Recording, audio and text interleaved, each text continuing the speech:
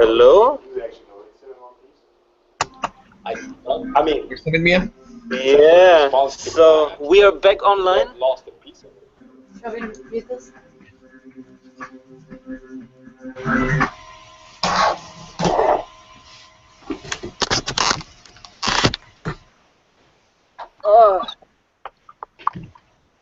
So we are in space now. This is really cool. This is so cool. So, how many years were people working on LISA Pathfinder? Well, so there was a first proposal even before year 2000. It was called Elite at that time. I joined the team in 2003, and by that time, LISA Pathfinder, as it is flying right now, had started for a couple of years. So everything started in year about 2001 with the actual design, the actual hardware development as it is flying right now. And at that time, back in 2003, when I joined the team, we were still working on breadboarding of the laser interferometer. We saw some diagrams of that just now on the ESA TV channel. I believe Giacomo was starting to work on hanging up some masses at that time as well. And well, so it's been nearly 16 years on this journey. Yeah, long one. Yeah, I joined the project in 2004. Yeah, and I believe that well, at that time the launch date was supposed to be much earlier, but as often happens in space missions, and not only space missions, things got late, but looks like we are finally there. So we have still trying to find a cable to hook it up to the audience, because maybe we can switch this around. I'm not using this. There are lots of other people here. Hi.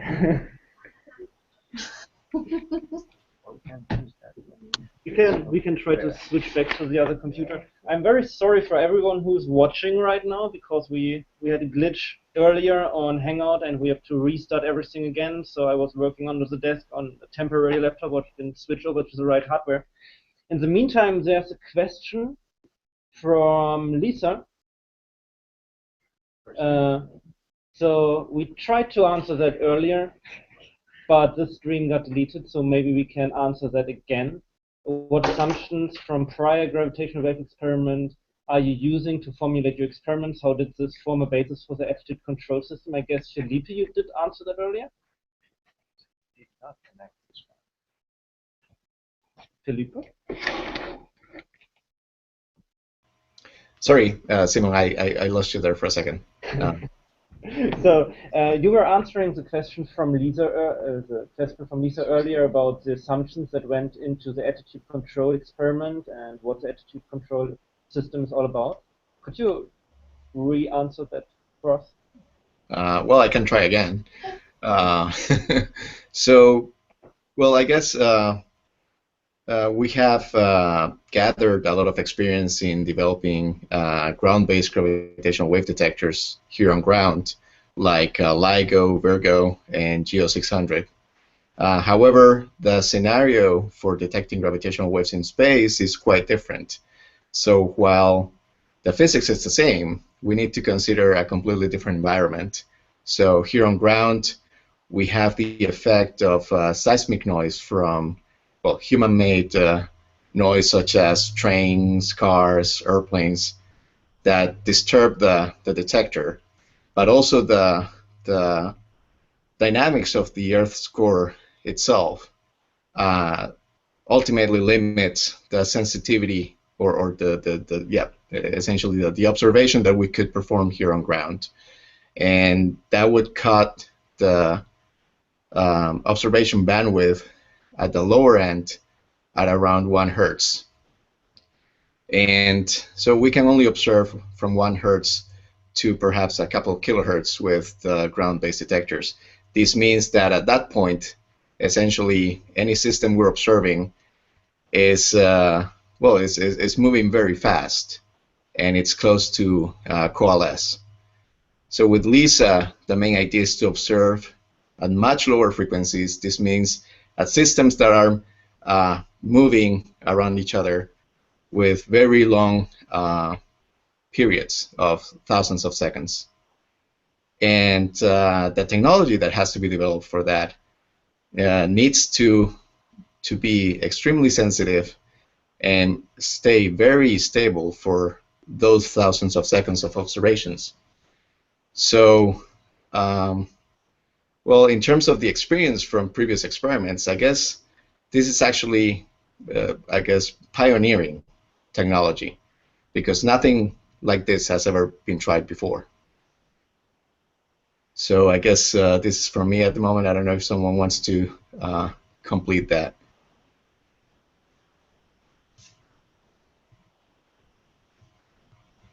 By the way, cheers, guys.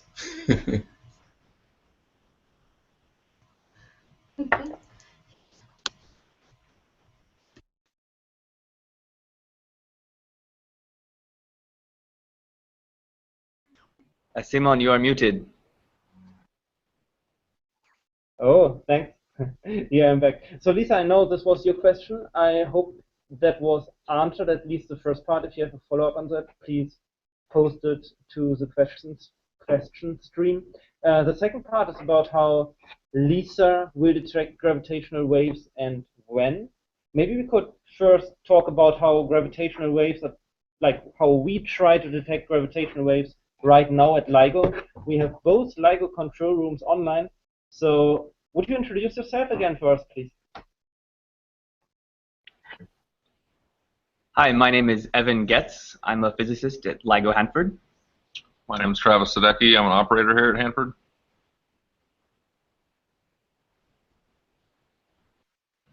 And this is Ryan Getz at LIGO Livingston. And Adam, do you want to be on screen? Sure.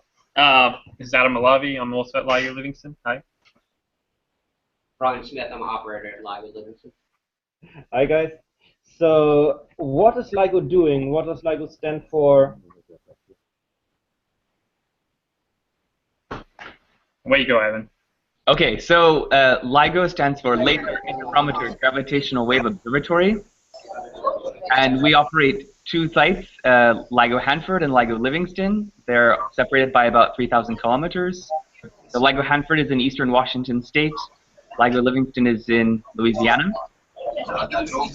We're looking for gravitational waves by a technique called interferometry as well, but it's a slightly different technique than what LISA uses.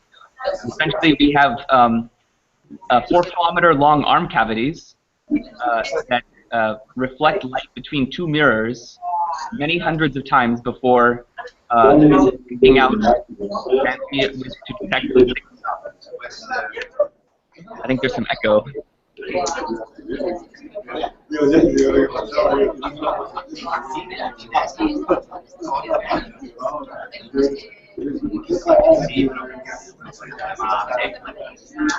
So the point being that this is a different frequency band than LISA. So LISA tries to detect very low frequency gravitational waves, whereas LIGO Hanford and LIGO Livingston, we are looking for gravitational waves much higher in frequency.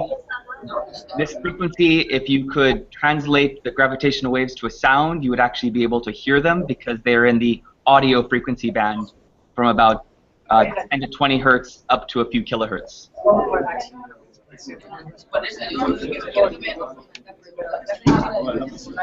I hope this answers the question. Does LIGO Livingston want to contribute any additional information?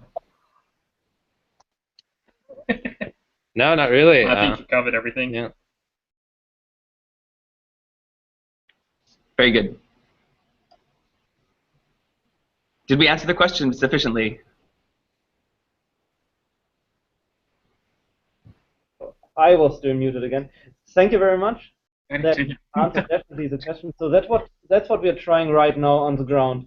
So LISA Pathfinder is the first experiment that will test technology that is required by future space-based gravitational wave observatories, and the technology for that is a little bit different. Who would like to elaborate on that? Or what? Like how different LISA technology is from LIGO? Me? Yes, come on. I'm the senior. I'm the senior person here. Maybe you introduce yourself again. Yeah, this one is free. I don't know. That one is split. It's this. It's this one.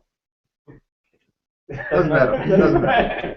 Okay, so my name is still Guido Müller. Yes, I'm at the University of Florida. I've been involved in gravitational wave detectors since 1993, first on the ground and later in LISA. And what is he doing right now?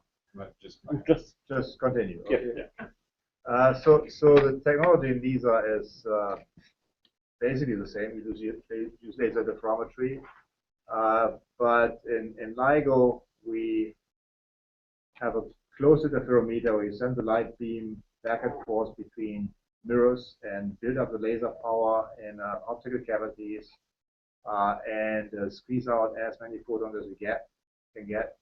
And in LISA, we send the laser beam over 5 million kilometers. It expands to about 30 kilometer diameter, and we cut out about 100 ppm of one more laser beam, which makes us very sensitive to shock noise. And we do this on 2 arms, and then when we return the laser, we control 2 other lasers on the fast spacecraft to essentially image the incoming laser light back to the original spacecraft, and then we compare the phases between the incoming laser fields and detect gravitational waves. So it's essentially the same interferometry, but it looks completely different.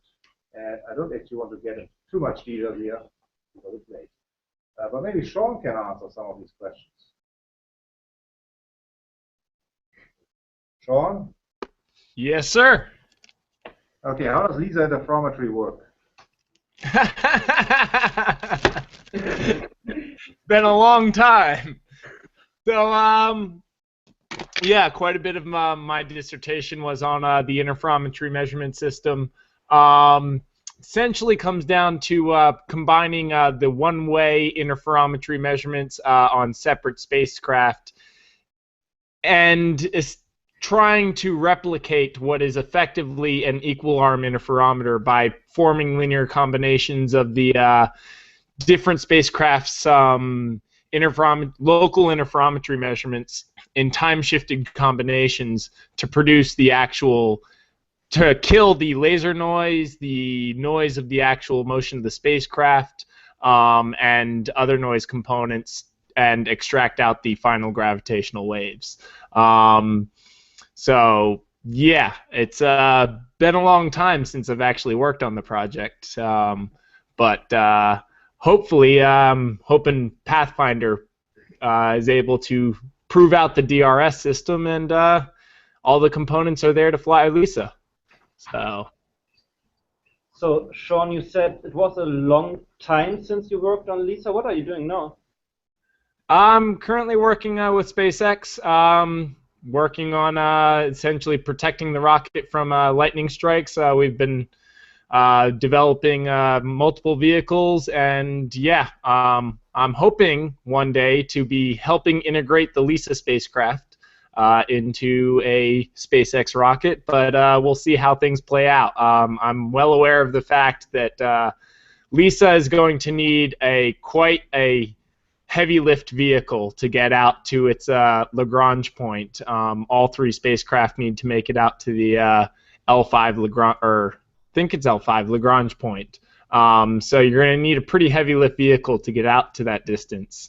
Currently, I don't know that actually any one vehicle, I don't know even that the Delta IV could lift, even their heavy one, to that location. But yeah. Hoping to, help launch a future LISA mission. We'll see how that plays out. Nice. So for the audience, LISA Pathfinder is just one spacecraft, but for the entire LISA mission, we need 3 spacecraft. Each spacecraft would have 2 telescopes, so they are much more heavy. And getting 3 spacecraft in orbit at the same time with one rocket is not that easy of a task. I also see that we have the control center in Germany in Darmstadt, ESAC, still online. Heather, are you there? Heather is still muted. Yeah. Hi, Simon. It's pretty loud in here. I'm not sure we're going to be able to talk to you very well. Where are you and whom are you with and how's the audience there? Well, everybody in here is very happy. We're at Darmstadt at the ESA Operations Control Center. I'm sitting here with Gudrun Vanner. Hello, guys. At the moment, everybody's taking a bit of a break. We've all excitedly watched the same live stream that everyone else has been seeing. It's looking good so far. Very nice. So here's a question directly about LISA Pathfinder from Jeff. Jeff is asking, can you remind us what the expected displacement sensitivity of the Pathfinder mission is? That would be a question for you, I guess. Maybe Gudrun can answer that one for now. If I had heard it at all.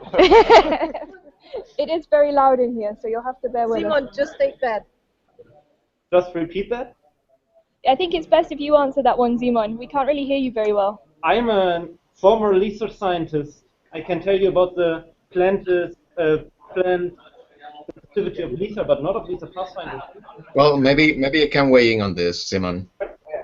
So, and the budget, so essentially what we aim for in LISA Pathfinder is for 6.3 picometers per square root of hertz between frequencies of 1 millihertz, well, 3 millihertz and 30 millihertz. And does anyone know how this differs from the experiment on the Galileo spacecraft? That was another question from Lisa. I would have to pass on that one. Anyone knows anything more about the Galileo mission? We are trying to find that out in the meantime. Google is our friend.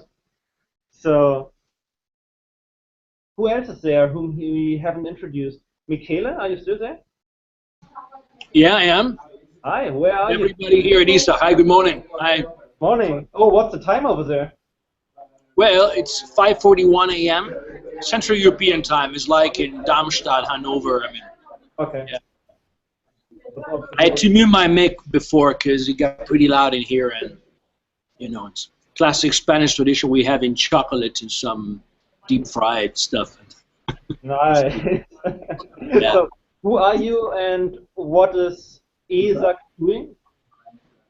Well, everybody gather here. This is one of our meeting rooms in the big building at the ESAC establishment. And we just followed the launch projection and event drilling in, enjoying Paul's explanation on what gravitational waves are.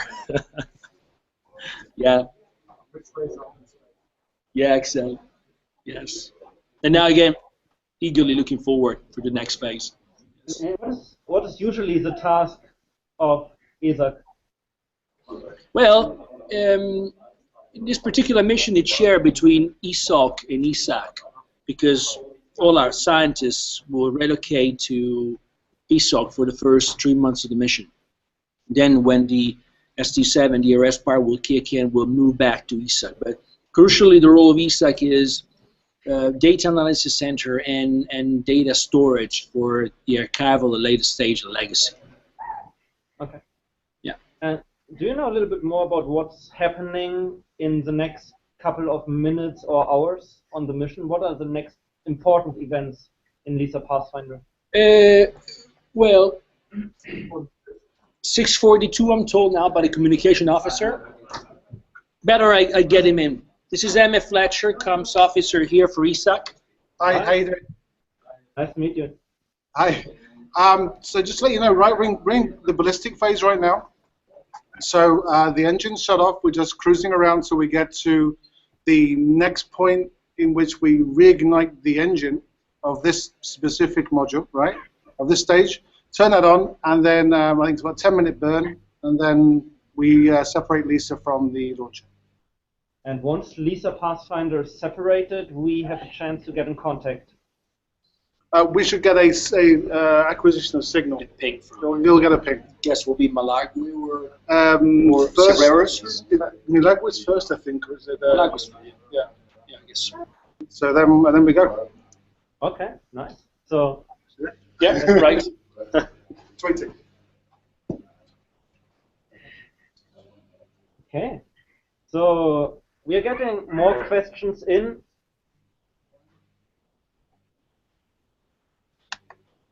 Oh, it's still about the Galileo experiment. I'm sorry, I have to read the questions. Yeah, but that's classified information. Sorry. Okay. All right. Good. That's a ranging experiment, so it must be in the meter range. Accuracy. Okay. That's a ranging experiment to the Galileo spacecraft out on Jupiter or something like this, and so it must be in the meter range, essentially what they're having in terms of accuracy. Okay. That's a completely different ballgame. So not at picometer at all. Okay. So what about the thrusters that are able to keep the spacecraft centered so accurately around the test mass? The question is, were zips used? What are zips? I've never heard of that.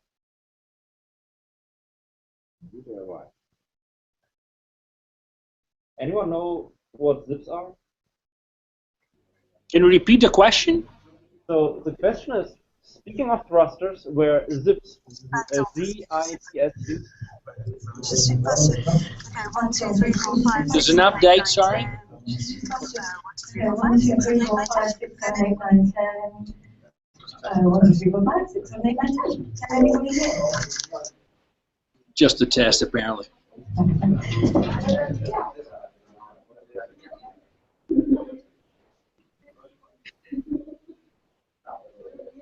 No, sorry, never mind.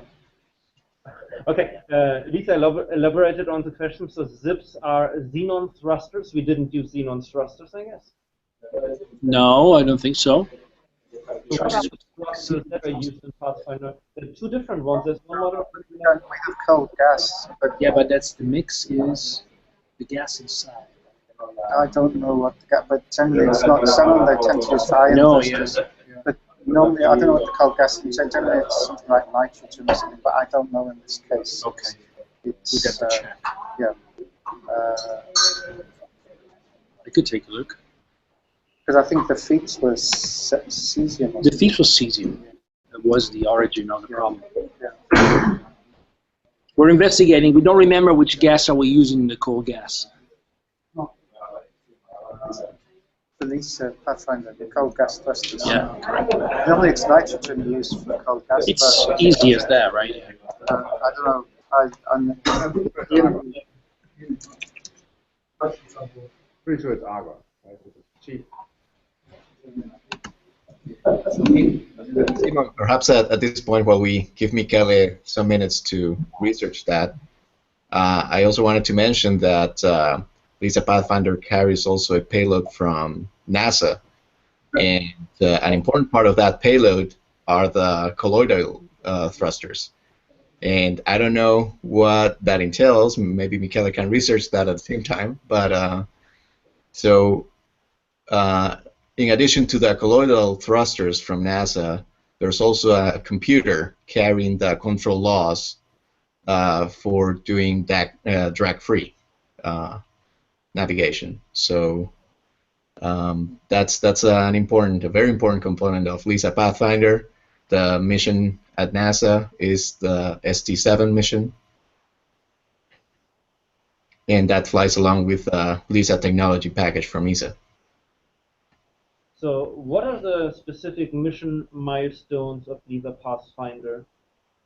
Are there any milestones we have to hit on the road, or is it like the whole experiment has to work in the end and then we're done?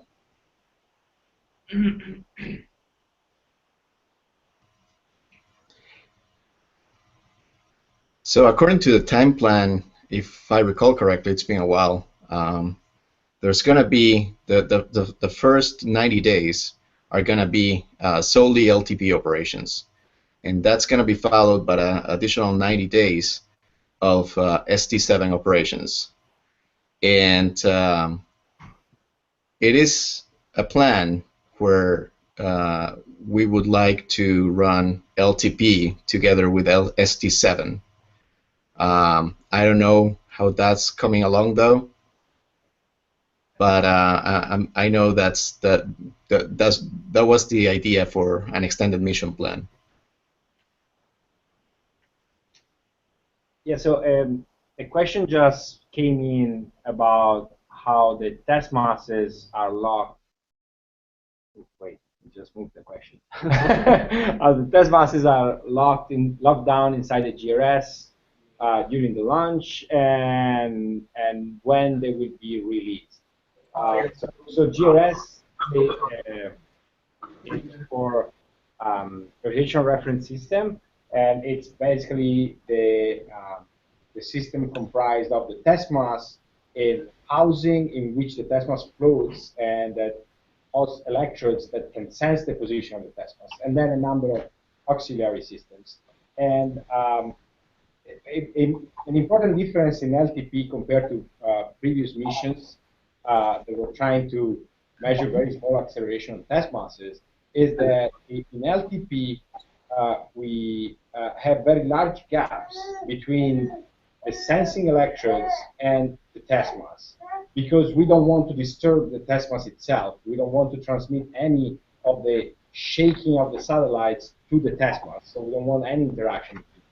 Now, this also means that during launch, we cannot leave the test mass just free inside its little space, because the space is not so little and will acquire too much velocity and will basically destroy the GRS itself.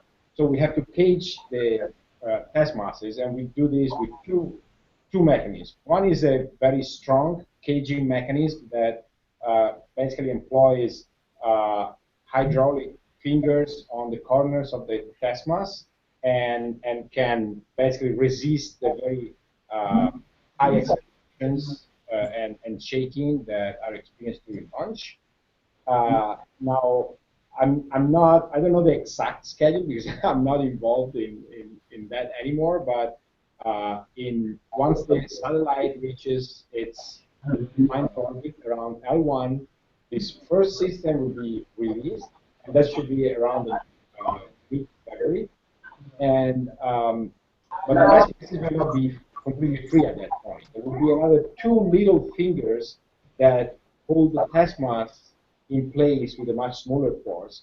And the reason for these two fingers is that the final release operation of the test mass has to happen in such a way that the test mass is released without any residual velocity, with very small residual velocity. And so, yeah, Michele has a model, but I think Google Hangout. So Michele, say something, because so Google Hangout automatically switches. Oh, I can do it. Okay. Yes. Okay. So this is a model. I think you're muted. Yeah, I think so as well. Okay. Sorry. While you were talking, I thought about just showing the masses and depicting what you were talking about. So carry on, please.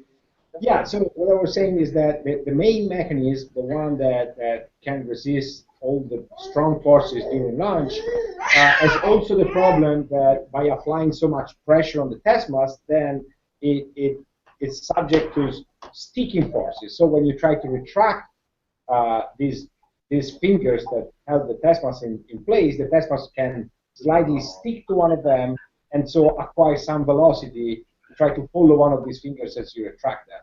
So what you do is that you keep the test mass, so you break this adhesion force with two additional fingers that apply a much lower pressure, and then if I remember correctly, even these fingers have a double mechanism that basically with a central very small finger that breaks the adhesion to the main finger. So basically every time you apply a smaller force, just sufficient to break the adhesion to the previous stage of the caging, And eventually you're able to retract the last finger very quickly so that you break this adhesion force just by inertia, and the test mass doesn't follow you or follows you with a velocity that is small enough for the actuation system to slow it down and bring it back into the center and align it to the interferometer and all the other equations. I hope this question. Thanks, Jack, for the question. And I just saw that someone else came online. Michele, are you there? Yes, I am. Hi, Simon. Hi, how are you? Who I'm are good. you, where are you, and what are you doing? How are you involved with LISA? I'm right now at the institute. We have a fairly large launch event. We have about 90 people here in our seminar room. That's why I was offline before, because I was in the seminar room with all those people, and we were listening to a live stream. So now I found myself a quiet place, and I'm involved in LISA in technology development. We are building what we call the optical bench for LISA, which is the main optical instrument, and we're building a prototype version of that. And how does this optical bench of LISA you're building compare to the optical bench of LISA Pathfinder? it's bigger and more complex. Well, that's the differences, but the similarities are that it's built in the same technique with the same materials. So in that sense, the bench of LISA Pathfinder is a very good test for the LISA optical bench. But LISA Pathfinder has like one bench between two test masses and is measuring the relative distance between these two test masses. In LISA, you have one bench in front of one test mass, and where's the other test mass you're measuring against? The other test mass is a million kilometers away on the other satellite.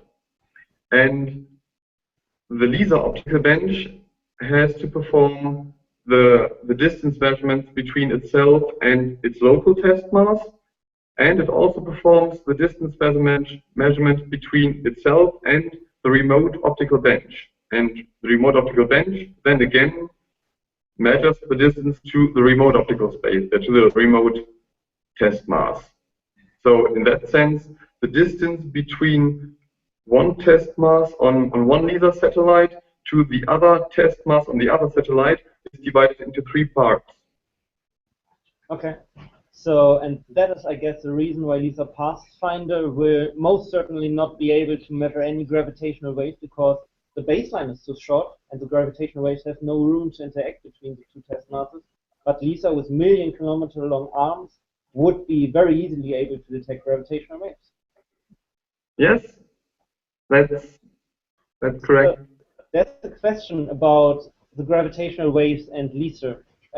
Leo asks, what's your favorite potential LISA source, the gravitational wave source for LISA, and what science can we do with it? Maybe we can do a big round of all our favorite LISA sources. So, Michael, why don't you start?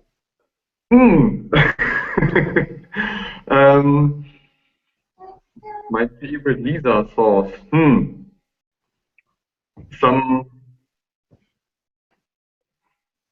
I don't know. I never asked myself this question, but I guess if I should name one, I would choose a binary black hole. And what would be the science you could take out of that? Ooh, I guess I could probe gravity in a strong regime. So strong regime, what does it mean? Well, not just a gravitational acceleration of 1g as we have it on Earth, but much stronger. Yeah, like black holes actually with the event horizon have such a strong gravity that even light at the speed of light cannot escape them. So that is something we could never test on Earth anywhere. And that's only possible with like extreme mass ratio and spirals and binary black holes. Pretty nice. So any other favorite LISA sources out there, guys? Oh, LIGO. LIGO people, what are your favorite LISA sources? That's a nice question.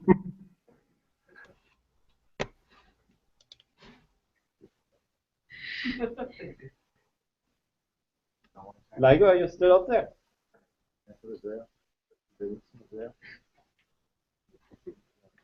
Yes, we are here. Nice. So, can you name your favorite LISA source in contrast to a source of gravitational waves for LIGO? LISA source. Well, it may not be a source per se, but I am always extremely fascinated by the fact that you can measure with LISA the sort of gravitational wave superposition of all the white dwarf binaries in the Milky Way. That is true. Although it's really hard to entangle all of them. Right. It's as though it's like a background noise or almost a foreground noise, and if you want to think of it like an astronomical sense. But I find it very fascinating that this causes a problem. Gravitational waves are now causing noise in the LISA detector. Okay, yeah. Shawn, what about you? Back then, at the time you were still working for LISA, what was the main? Yeah, I'm with Ryan on this one. I'd have to say the verification binaries, just because and unless LIGO gets lucky, or well, I guess LIGO probably will beat out LISA in terms of finding the first gravitational wave, I expect. But the verification binaries, turning that thing on and seeing those first tones coming out of those verification binaries will definitely be a moment of great human achievement, I guess, is the way to say it. So, then instantaneously when you switch it on would be very rewarding. Yes, definitely. Yep. So what are verification binaries? You should explain what they are. Just to give a broad overview. But just to remind the audience that the main difference between LIGO and LISA is LIGO. Oh, sorry. Okay. Well, LIGO is looking for what we call transient events. So it's just usually some very catastrophic event, and so it usually lasts very little time, or it might also be the initial. Some part of the signal might not be that catastrophic, but still evolves very quickly. So you don't really see a stable signal that lasts for long. This is very different. I mean, most of the sources, or maybe all of the sources most of the sources are just signals that either that evolve so slowly that they're basically, for your observation time, they're basically stable. And we know a number of binary systems that have been observed by optical means or other means that we can predict how much gravitational waves they should emit. And so this is what we call verification binaries. When we switch on LISA, we don't have to wait for something to happen. Maybe two black holes collide somewhere. We know that if everything is working, and if the instrument is working, and if general relativity is correct, we should see those signals from these systems that we have already identified by other means, other than gravitational waves. This is what we call verification binaries, and what doesn't exist in LIGO. In LIGO, we're always waiting for something to happen. So I would also like to give my answer on my favorite LISA source. I find this question very beautiful, but for me, my favorite source is the one we don't know about yet. You have to imagine that 95% of the entire universe is dark, and by dark we mean basically transparent, so it does not interact with electromagnetic waves at all. And gravitational waves are giving us a need to have a peek into this dark or transparent universe. And we know of some sources. We know of binary, like galactic binaries. We know of binary black holes. We know of extreme extreme mass ratio in spirals, where a star falls into a supermassive black hole. But these, for me, I strongly believe that these are only very few of all the sources out there, because we only theoretically know about these sources. We never actually observe them. And once we switch LISA on, due to the very wide bandwidth at the low frequency range, there could be lots of sources out there that we have no clue about yet, and that's the big surprise afterwards. Like, we find out new physics with LISA, and that's for me my favorite source, the one we don't know yet. Okay, I guess there's another question for you. On top of here from Jeff, to follow up on how does the GRS combat against charge electrostatic forces from the release mech? Are there any charge mitigation devices? I remember this being a problem for GPB. Yeah, so just to clarify, okay, again, just to give a little bit of background. So the problem, so the caging or the caging mechanism might leave some charge on plasmas when it's released. It's called, it's due to contact potential. But once the release is done, that appears like any other, like charge that might be there for any other reason. And actually the main reason that we know we will have charge on the test mass are cosmic rays that deposit charge. So we do have a discharge mechanism that is able to either remove electrons from the test mass or remove electrons from the electrode housing and transfer them to the test mass by photoelectric effect. And this is the main way that we move charge in and out of the test mass. Now, the problem in GPB was slightly different, and it was not related so much to the charge, but with what are called charge patches or voltage patches. They're called in different ways depending on the experiment and the experimental group. But basically, the problem is that even a surface that is nominally made of the same material and very uniform and very clean, and it's kept at a set potential, actually you can measure on this surface variation of potential. So you basically have adjacent domains that are at different potential. And these can interact. First of all, if there is any residual charge on the test mass, this can interact with the residual charge, because at this point, even if you try to keep all the surfaces of your electrode housing at a constant potential, you end up with these patches of different potential, and so with electric fields that go from one patch to the other, and they obviously couple to the charge on the test mass. And this is the biggest problem, the first order interaction. Even if you discharge your test mass completely, you still have interaction between the charge patches on the surfaces of the electrode housing and on the surfaces of the test mass, right? And so patches with different potential can face each other or not face each other and create attraction forces. So as I said, for the first order interaction, charge with charge patches, we just try to discharge the test mass and keep it as close to zero charge as possible. For the charge patches to charge patches interaction, well, what we do is that we gold code our test mass to try to minimize these variations, but they're still present, and we basically don't do nothing except having done a long test campaign on ground with torsion pendulum that prove that this doesn't seem to be a problem. So they remember that our problem is always variation of these forces. It's never a constant force, because we characterize our signal in frequency, and so what things that don't change are at zero frequency, and we don't look down there. We look from 0.1 millihertz and up to hundreds of millihertz, and so it looks like these charge patches are not changing at those frequencies, so they don't produce a force that enters in our potential, or not at the level that we are concerned with. Okay, thank you very much.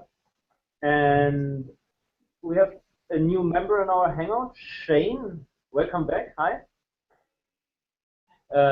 You're muted. Thanks. Yeah. Yeah, it took me a while to get back. Welcome back. So, could you introduce yourself again? Who are you? What are you doing? Yeah, so I'm an astrophysicist at Northwestern University and the Adler Planetarium in Chicago. I typically work on sources for the most part, the verification binaries and ultra-compact binaries that you heard Evan talk about just a little while ago is what I work on mostly. I've worked in the past on LISA characterization and performance and a whole bunch of aspects of LISA over my whole career. So if we ask you about your favorite sources? Well, you know, I had been kibitzing that people should talk about the verification binaries because the stellar graveyard is full of things like, you know, stellar mass black holes and neutron stars and white dwarfs, but they're all very difficult to see by most kind of traditional astronomical telescopic means. And so an instrument like LISA is going to be able to see, you know, some 10 million of these sources in the Milky Way galaxy alone. And that will allow us to, you know, have a very interesting and precise probe of the end state of stellar evolution in the galaxy. So I think I really like those sources a lot. They tend to be I won't say neglected, but let's say impugned by everyone who loves things like black holes and, you know, extreme mass ratio in spirals and things like that. So,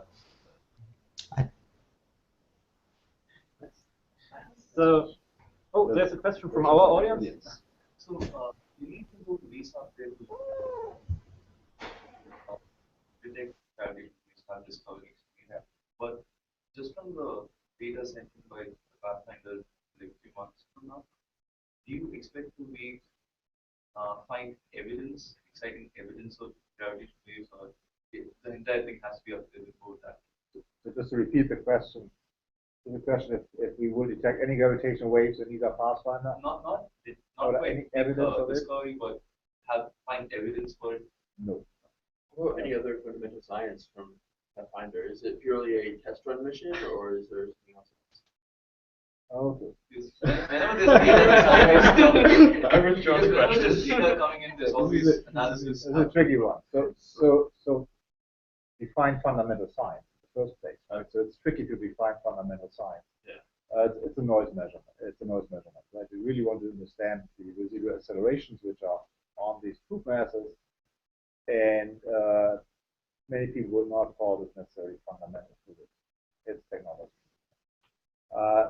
So in general, the mission would probably not do any fundamental science. It develops the technology for space. There is the idea to later on do so-called mode measurements. If there is enough time, they might actually re-steer the spacecraft and go not around the Lagrange point, but right through the Lagrange point, where the gravitational potential is really flat, ideally, and look for modified Newtonian noise that could be visible in this range. There are no, as far as I know, there are no detailed plans yet to do that, because everybody is busy with preparing for the main science test of LISA Pathfinder, but people have thought about it, and it might come. It depends on how LISA Pathfinder goes. That would be a fundamental measurement, yes. So priorities, I guess. Priorities, yes. Also, Most people won't expect any surprises. But once you release the data out there, there's always going to be like not a lot of confidence in the conclusions drawn, but there's going to be people drawing conclusions from the data that's out there. You do some analysis on. Oh, from the Pathfinder data? Yeah. I don't see that many people will draw many weird conclusions from this. It's conducting very specific tests, right? To the different subsystems, and so yeah, so I think they can be recycled very easily for some more fundamental science. So I guess what's happening is that, for example, we modulate the laser power and see how the different laser power impacts test masses and stuff like that. So we would have to keep everything silent in order to see outside effect for a very long time. And I'm not sure if they are planning to do that. So it's actually impossible. So you can't have both test masses for a long time in free fall because they attract each other, they have differential gradients, so one of them will automatically run into the spacecraft. You can only steer spacecraft around one group. The other one will be actuated on. So occasionally there will be periods where the second spacecraft will go to free fall and there's a parabola flight essentially inside the spacecraft, which for how long was it? 1,000 seconds maybe? Parabola flight? Yeah, I think it's something. No, 1,000. Yeah, 1,000 seconds. Also, something like this. So you might have 1,000 seconds of real free fall of two test masses. After that, you have to give it a push again. Otherwise, it runs into the spacecraft. So there's not that much time for this. This is really a noise study, a technology study. And the data is so complex, I can't see that anybody wants to dig into this and make a fool out of themselves later on. I might be surprised. So yeah. We have some more questions here. One more from Jeff, who asks, we know about that LIGO struggles with duty cycles, so the Earth-based, ground-based gravitational wave detectors are not online 24/7. When a train passes by, for example, they fall out of lock, and we have to relock them again in order to be able to... Not anymore? Not anymore. Okay, that was back then in the time. I've been to the LIGO control room once, and they knew exactly when the detector will go offline because this one train once a day will kick it out of lock. So we have this with LIGO, or we had this with LIGO, and LTP won't suffer from earthquakes or trains and whatnot. So will we have 100% duty cycle? Maybe first part about the LIGO struggles with outside disturbances. Is it true that you're struggling anymore, LIGO? Yeah, I think most of the disturbances we get now that kick us out of lock are earthquakes and bad weather, wind, for example. I know Hanford has a problem with wind in particular. So you're over ground, you're not in ground.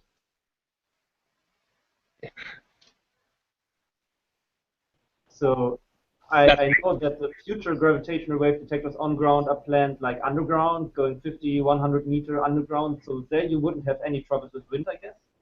Yeah, wind wouldn't be a problem at that point. And earthquakes also become less of an issue.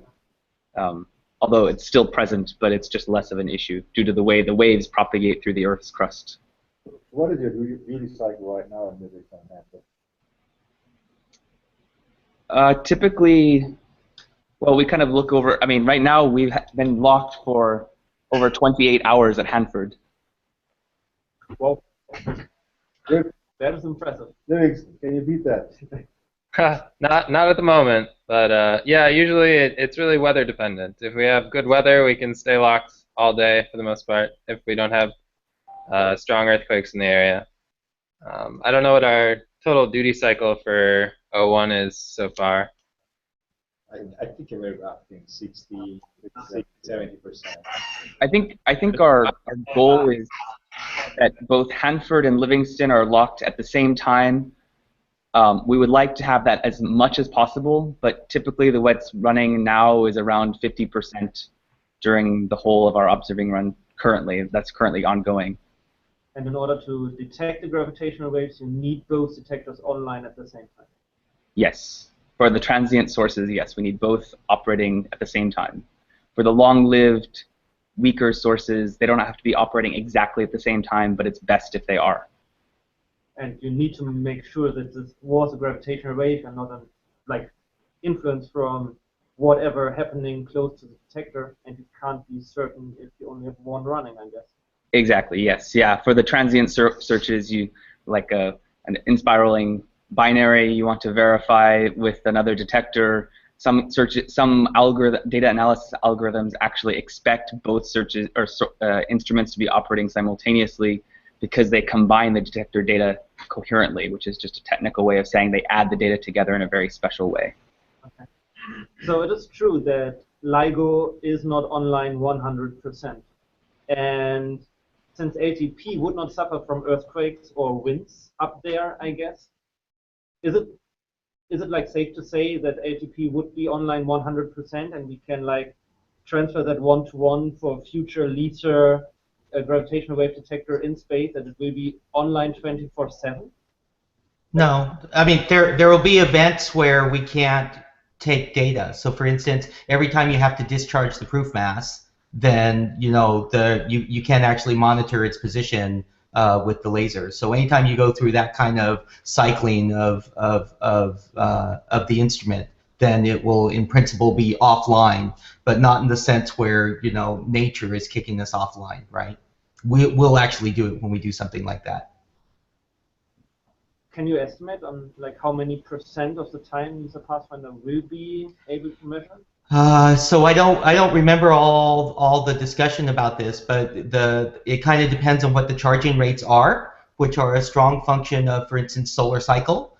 And so I've seen numbers where we say we're going to try and do it once a week, to numbers where we talk about doing it once per day. But how long you go offline is typically a function of how quickly you can get the charge off the proof mass.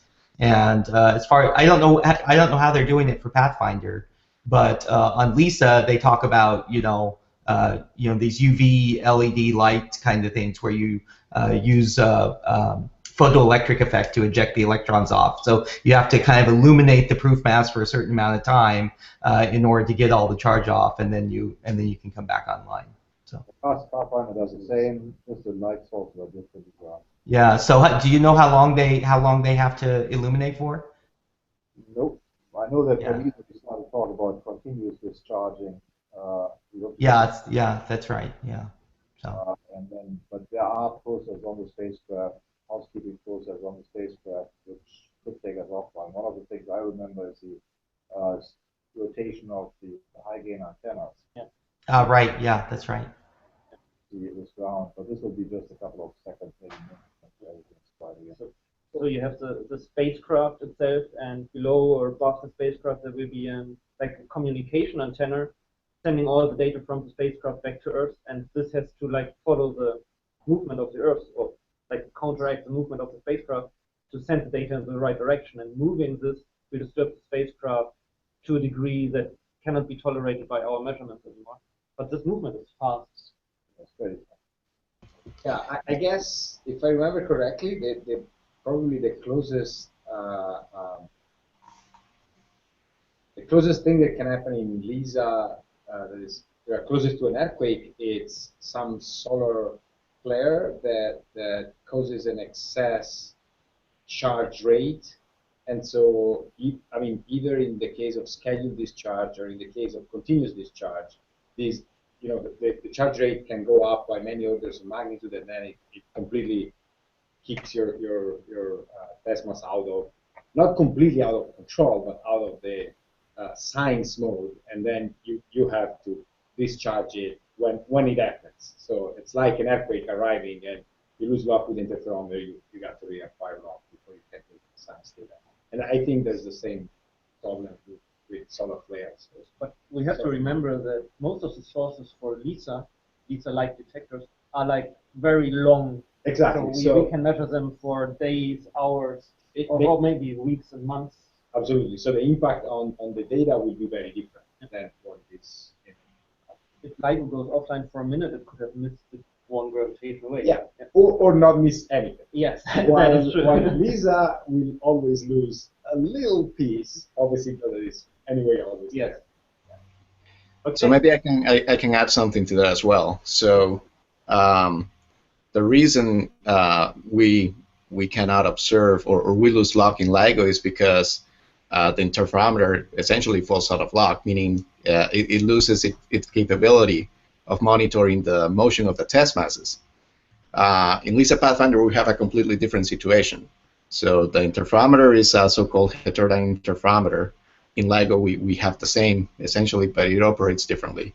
But the interferometer in LISA Pathfinder is able to track the motion of the test masses continuously over several microns. I mean, that means several wavelengths of light.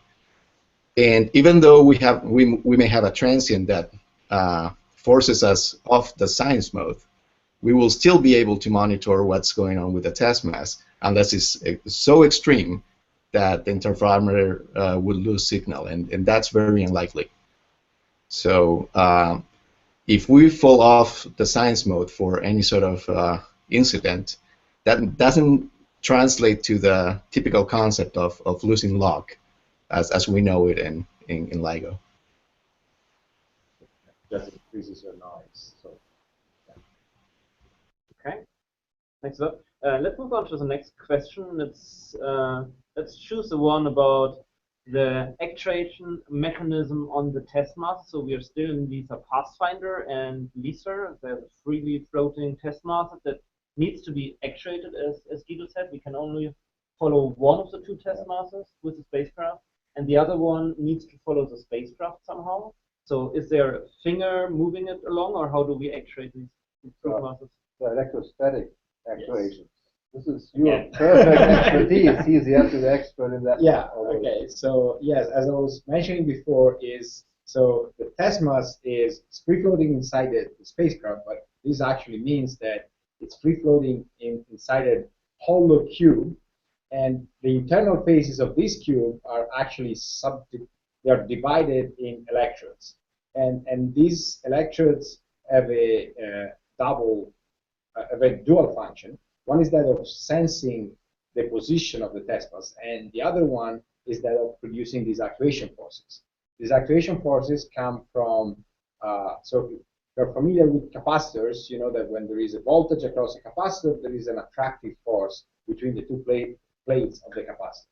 So analogously, if you apply voltages to these electrodes surrounding the test mass, you will create an attraction force between electrode and test mass, and this is how we do actuation on the LISA or LTP test mass.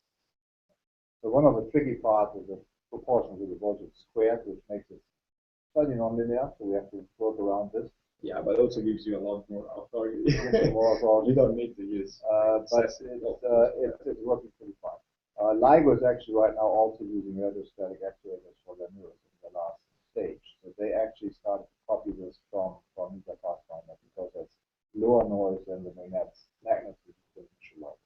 and yeah, and they don't, magnets will couple with any fluctuation of the magnetic field very, very easily. The ambient magnetic field.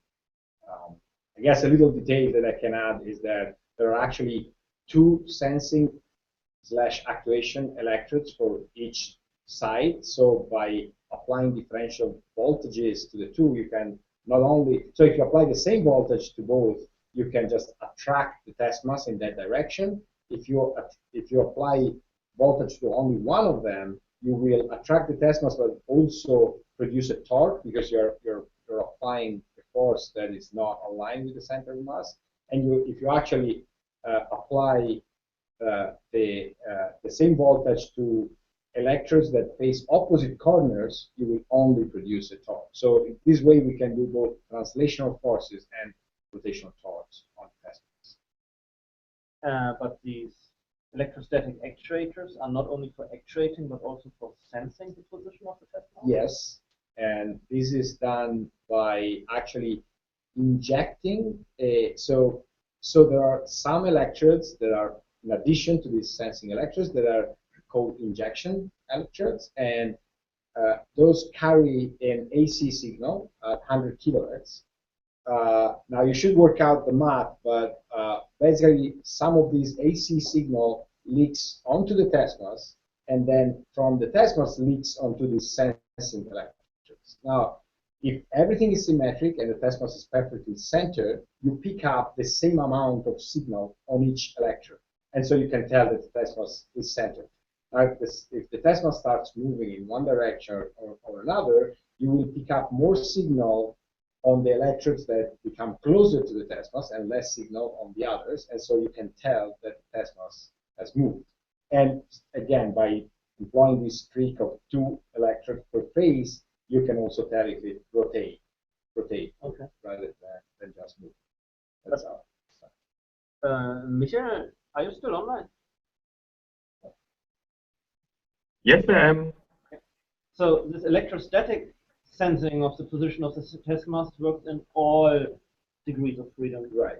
But the most sensitive one is optical, isn't it? Right. The electrostatic is definitely not precise enough for gravitational wave detection. So Michele is the expert on the optics of LISA, which is very similar to LISA Pathfinder. So how does the optical sensing of the position works? In the way that Filippo also already mentioned, we call it heterodyne interferometry. We use two lasers of different frequency, and so what our photodiode sees is always a signal at the difference frequency of the two lasers. For LISA, this will be in the megahertz range. And if now the position of the test moves, the phase of this heterodyne signal will change. And this is the information that we record.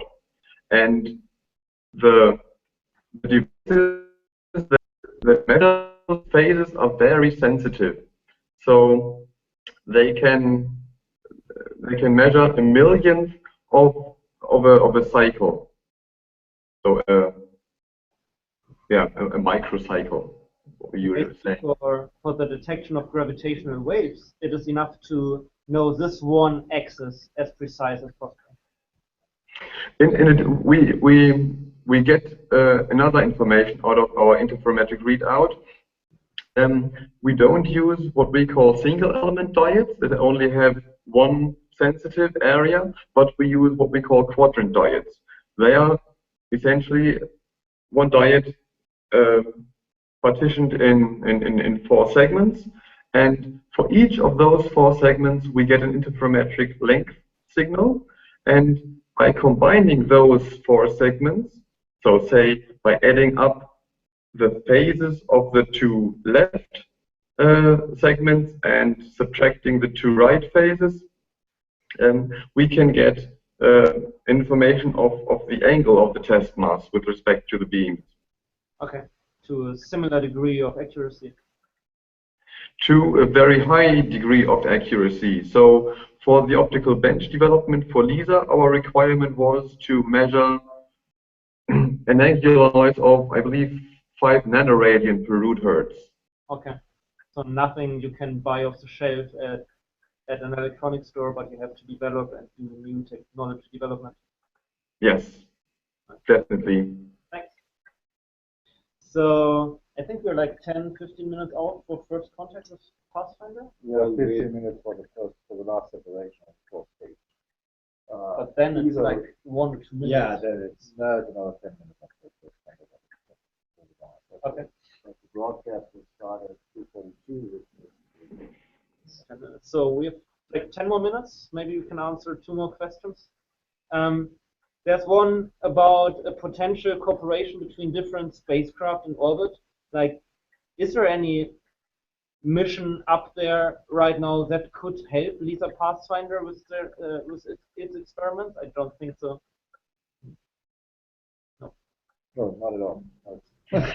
Well, I mean, I think in the end that probably depends on what we decide to do. So, for instance, the solar physics community has a wide variety of spacecraft constantly monitoring space weather right now. And as we have mentioned many times, one of the central issues for us is how LISA or LISA Pathfinder interacts with whatever's coming out of the sun at us. And so coordinating what we see in Pathfinder or in LISA with what the solar physics community see is potentially a very interesting study that I don't know that we've proposed to do, but it's one I could imagine us doing in cooperation with other missions that are going on. But it won't necessarily help us with the technology or with the gravitational wave detection, but it has the potential to tell us something about the environment we'll experience when we finally fly LISA. Okay. Yeah.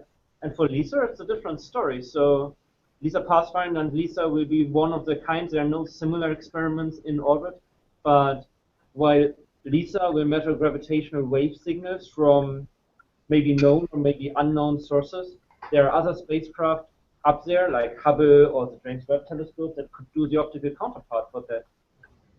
Yeah, that whole multi-messenger astronomy aspect of it is potentially very interesting, particularly when you want to start talking about sources that are at large cosmological distances, where if you can measure, gravitational waves gives you a way of very accurately measuring distances, and if you can couple that with an electromagnetic measurement of something like redshift, then that is a very useful cosmological probe to study things like the value of the Hubble constant or the energy density of dark energy, or these sorts of things that are of kind of intense cosmology interest right now.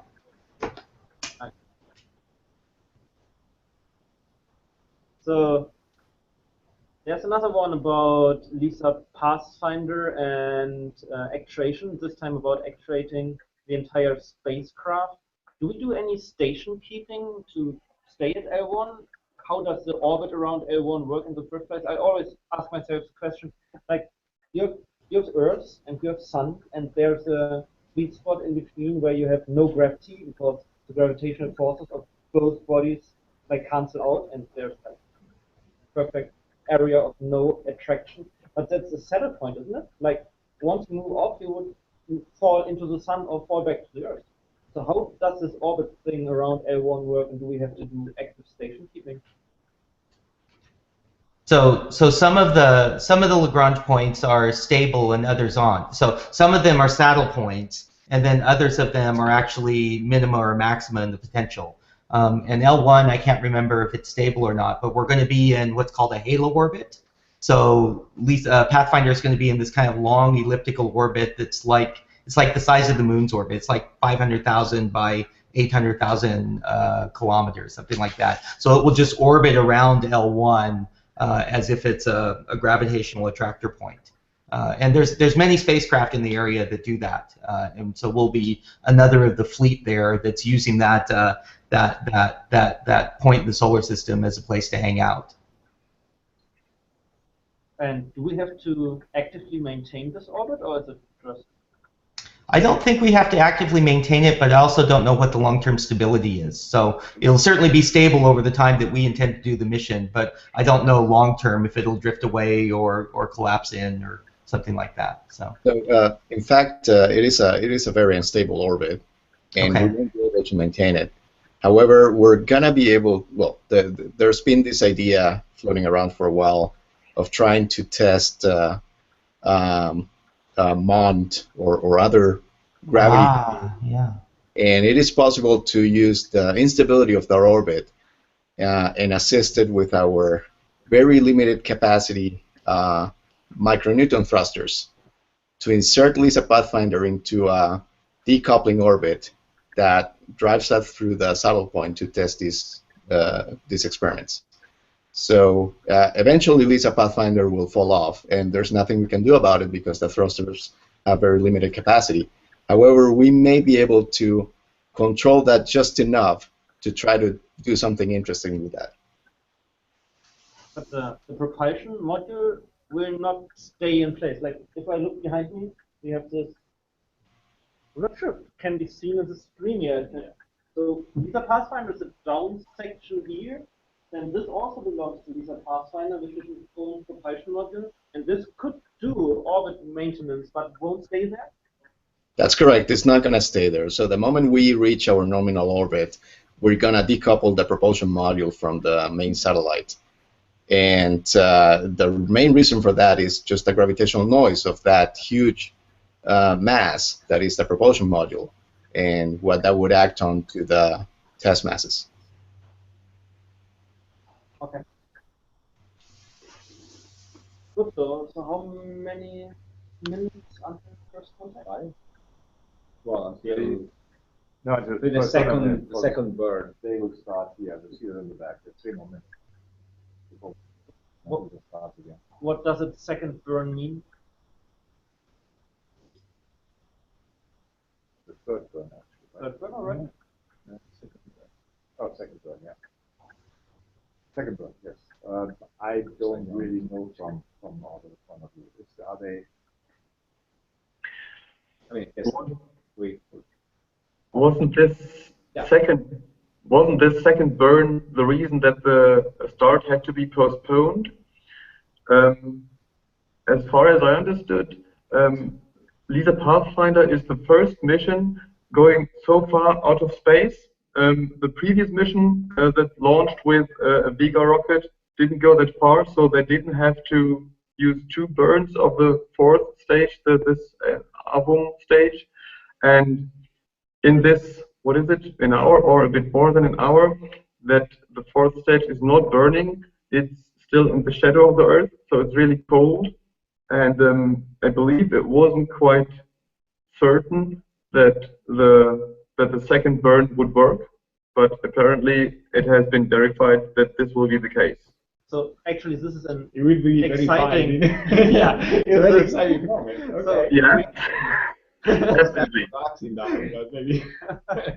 Okay, so until now it looked very boring. Okay, this engine will switch on again for whatever reason, but people are still like, Okay, so that would be. Okay. It's probably like parking in Minnesota outside in winter. Okay. 3 weeks later trying to start the car again. So if the second burn doesn't work, we would never end up at L1, wouldn't we? No, we will be done. We'll be stuck. We will be stuck in this highly elliptic orbit, and I don't know how fast LISA Pathfinder would decay and crash into Earth. So let's hope for it to work. But we could always decouple this album stage and use our own thrusters to go as far away as possible from us. I don't think so. I think we need the thrust of the album stage. Otherwise, the fuel of the propulsion module won't last as long. Actually, we don't have much fuel on there, do we? I mean, it looks a lot bigger than the album, but I'm not familiar to totally launch technology. Michele, are you still there?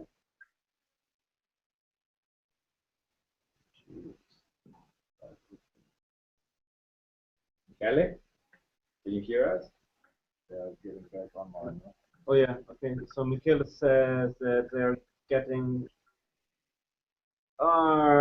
resuming connection to Kourou in a few minutes, so he has to go offline, I guess. So we are switching over to the Kourou live stream soon. I would think so too, and it should start in any minute right now, right? Yeah.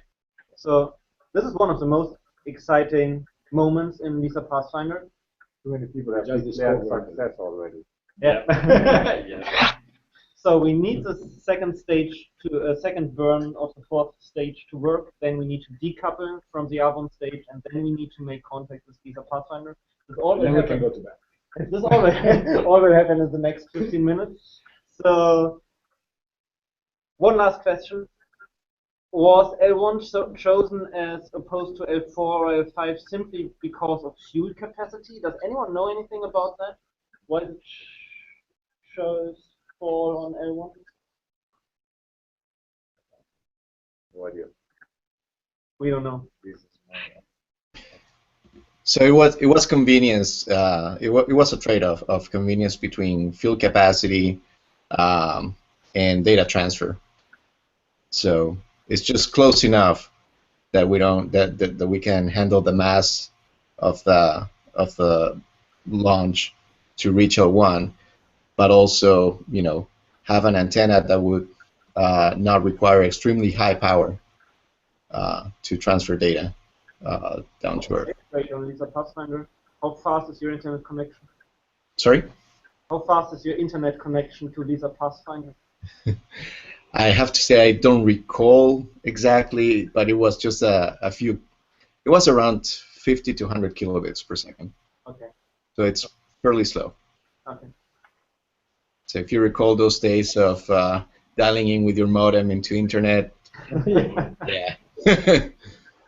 All right. Thank you very much, all of you. I think this concludes the Hangout for today. We will stay online and see. Oh, can you switch on the sound? We have to go. Exciting stuff happening behind us. Thank you very much, guys. Just stay online, and I will mute us here in Florida. Okay.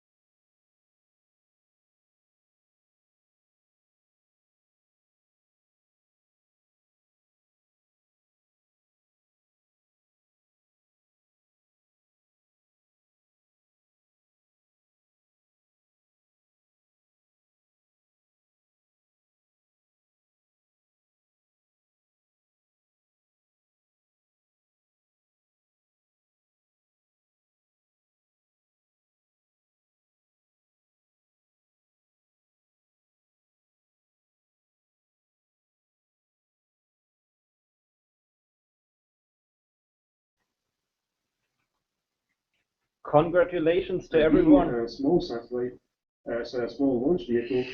The Vega is designed to move satellites into a low Earth orbit or a sub-sequence orbit. Awesome. I think I will switch off the broadcast now. Everything is in perfect conditions. We had a beautiful launch and everything worked out exactly as planned. Thank you very much. The first flight of Vega was on the 13th of February 2012, and as we said, it's launched 5 times since then. So, each of these 6 have a great night, guys, and and see you in some months, I guess, for the decaging of the test mass. Thank you, guys. It's been great to talk to you. Design such as various parts of Vega. Goodbye. Okay. Bye bye. With